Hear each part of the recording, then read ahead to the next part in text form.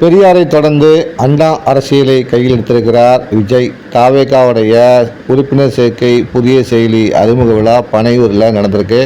இந்த விழாவில் தான் இந்த அறிவிப்பை விஜய் வெளியிட்டிருக்காரு. என்னென்னு பார்த்தீங்கன்னா, தன்னுடைய கொள்கை தலைவராக பெரியாரை ஏற்றுக்கொண்ட விஜய் அவர்கள் இன்றைக்கு அண்ணாவையும் தூக்கி கையில் பிடித்திருக்கிறார். அதாவது திராவிட இயக்கங்களிடையே முன்னோடியாக விளங்கும் அண்ணா, அதிமுக திமுகவுக்கு தலைவர்களாக விளங்கும் அண்ணாவை அவர் தன்னுடைய கட்சிக்கும் பயன்படுத்தியிருக்கிறார் சொல்லலாம். அந்த அளவுக்கு அண்ணாவை என்ன சொல்லியிருக்காருன்னா, அண்ணாவை போல் மக்களை சந்திக்க வேண்டும், மக்களிடம் செல் என்ற அண்ணாவின் கொள்கையை நாம் கடைபிடித்தால் மட்டும் வெற்றி பெற முடியும்.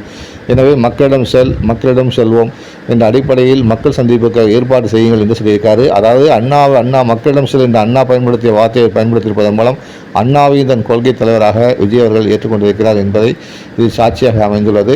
இதைத் தொடர்ந்து தற்போது தமிழகம் முழுவதும் அக்கட்சி தொண்டர்கள் மக்களிடம் செல் என்ற பிரச்சாரத்தை முன்னோக்கியிருக்காங்க. வீடு நோக்கி செல்வோம், வீதி வீதியாக செல்வோம், தெரு நோக்கி செல்வோம் என்ற அடிப்படையில் தாவேகா பிரச்சாரத்தை முன்னெடுத்திருக்கு. மக்கள் மனம் விரும்பும் முதலமைச்சர் வேட்பாளர் உங்கள் விஜய் என்ற ஸ்டிக்கரையும் வீடு வீடாக ஒட்டுவதற்கான பணிகளையும் தொடங்கியிருக்காங்க. அதுக்காக சம்பந்தமான விஷயங்களையும் விஜய் பேசியிருக்காரு.